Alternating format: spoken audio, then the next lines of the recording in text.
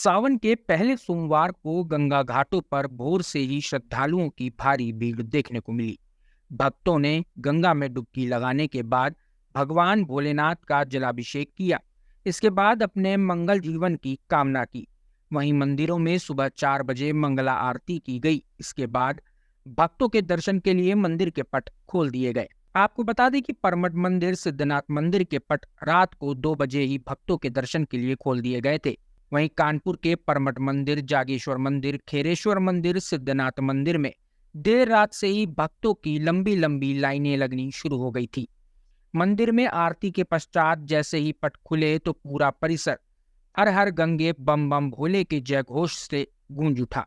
भगवान भोलेनाथ को प्रसन्न करने के लिए किसी ने गंगा जल से अभिषेक कराया तो किसी ने कच्चे दूध से अभिषेक किया। वहीं परमठ मंदिर में सुबह होते होते हजारों की संख्या में भीड़ पहुंच गई।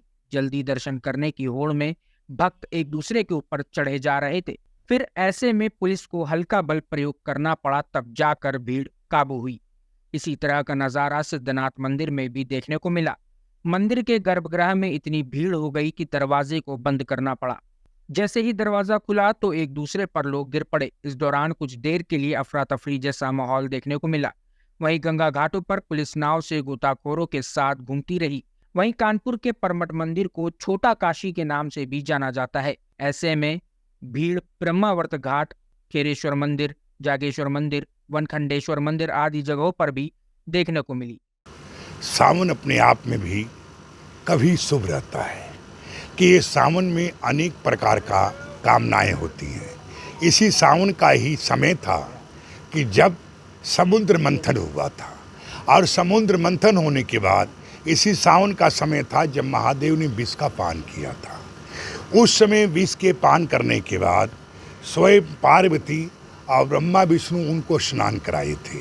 तमाम देवताओं ऋषि मुनियों का जल चढ़ाने का महादेव के ऊपर क्रियाक्रम चलता है। महादेव का दूसरे ये भी है, नारायण सैया में चले जाते हैं, मतलब समाधि में चले जाते हैं, निद्रा समाधि में। कौन? नारायण, जिसको हम लोग शयन एकादशी बोलते हैं। इसलिए भगवान अब देव उठान के दिन उठेंगे, तो इस समय का सारा कारोबार महादेव को वो सौंप जाते हैं कि ये जो भी व्यवस्थाएं हैं आपने देखना है, और उसके बाद महादेव को सौंप को चले जाते हैं।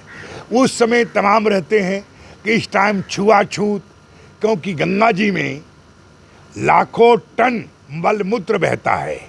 किस समय? यही जो सावन का महीना होता है। तो बोले कि ये कैसे मेरी शुद्धि होगी?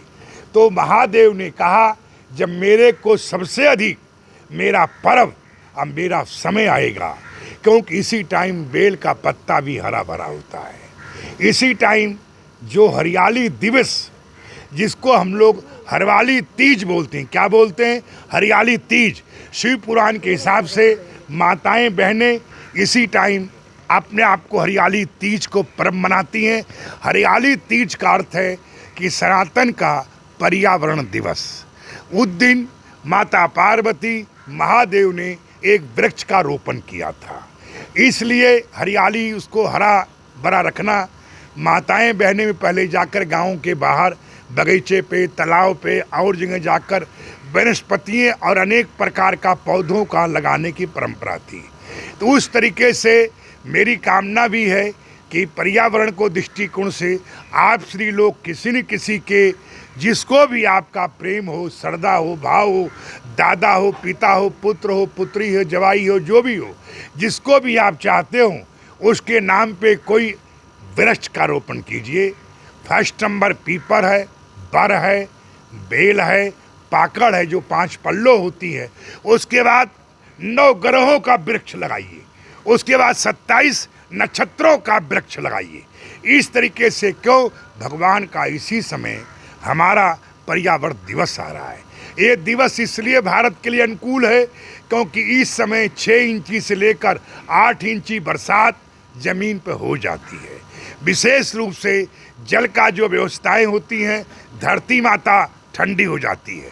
बाकी जो लोगों का है वो विदेशों के हिसाब से ठीक है, यहाँ के हिसाब से, क्योंकि धरती में जल नहीं रहता है, धरती असिंचित रहती है। इसलिए जो पेड़ लगाए जाएं, तो सावन में पहला काम है और महादेव का एक बार आप जल चढ़ाते हैं, किसी प्रकार की अपेक्षाएं आपकी हैं, जो भी कुछ है, मनुष्य की इच्छाएं अपेक्षाएं कम तो होती नहीं है, क्योंकि जीवन एक उसका जंग है। इस सावन में श्रद्धालु महादेव को कैसे मनाएं, क्या कुछ करें? ऐसा महादेव तो ऐसे देवता हैं, इनका जलाभिषेक किया जाता है। इनके पूजा पाठ के लिए बहुत बड़ा कोई ज़रूरत नहीं होती है, और जो भी आपके पास संभव हो सके तो बेलपत्री है, मदार का पेड़ है, धतूरा का है, कुछ विजिया वगैरह है, कुछ और है। इस प्रकार से महादेव को आप कुछ भी वनस्पतियों और हरा पत्ता भी आप चढ़ाते हैं, जैसे बेल का है। तो पुष्प के साथ साथ कोई भी जितनी बेल आती है 9 ग्रहों की, जो नीला फूल है, कोई पीला फूल है, कोई और फूल है, और लक्ष्मी चाहिए तो सावन के दिन अभिषेक में गन्ना रस का ध्यान रखें, ठीक है। इसी तरीके से कड़वा तेल भी होता है, मगर लोग बोलेंगे महाराज ये तो शनि का होता है, मगर वो किसी प्रकार की आपके जीवन में चिंतन है, ग्रहण है, कोई और है, तो उसके लिए चेतना होती है, क्योंकि शनि के इष्ट देवता भैरव जी हैं। भैरव जी आराध्य होने के कारण जब ही महादेव पे सरसों का तेल चढ़ता है, तुरंत बोलते हैं काल को, जमराज को, कि कहीं अव्यवस्था तो नहीं है, नियंत्रण आदेश देते हैं।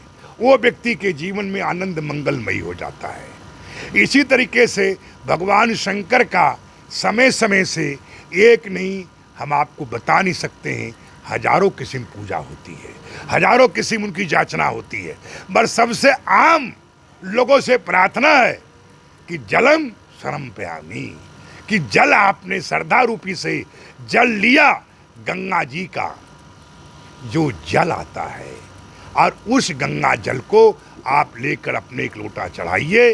जीवन का हर खुशी, हर मंगलमयी, और भगवान तो हर दिन होता है, और सावन में ते जन्म जन्मांत करने के बाद, क्योंकि 40 दिन लोगों का पूरा होता है।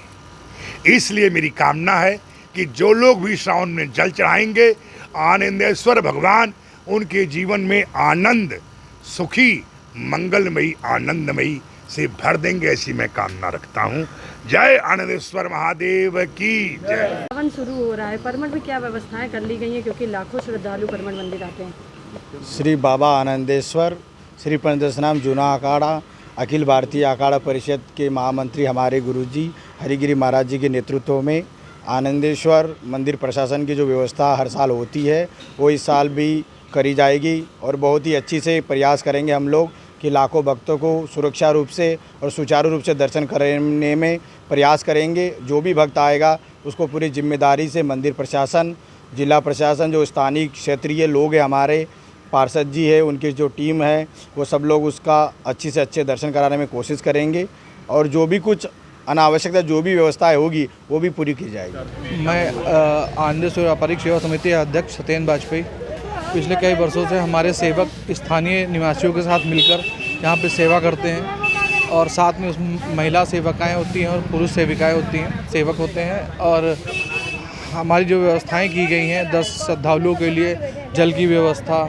मेडिकल के लिए मेडिकल कैंप बनाए गए हैं, उसमें सारी दवाएं उपलब्ध होती हैं जो कि आकस्मिक उपचार के लिए, चोट वोट लगना, और जो दर्शनार्थी चलने में असमर्थ है उनके लिए व्हील चेयर की व्यवस्था, ये सारी सुविधाओं के साथ में सुगम दर्शन कराए जाते हैं। मंदिर के लिए लाइन जो है रात्रि 11 बजे से लग जाती है इतवार को, और अगले दिन रात्रि सोमवार की रात्रि 12 बजे तक मंदिर खुला रहता है। कितने आपने सेवक लगे आपको? कितने सेवादार लगे आपके? हमारे सेवादार पुरुष सेवक लगभग 230 हैं और महिलाएं लगभग 40।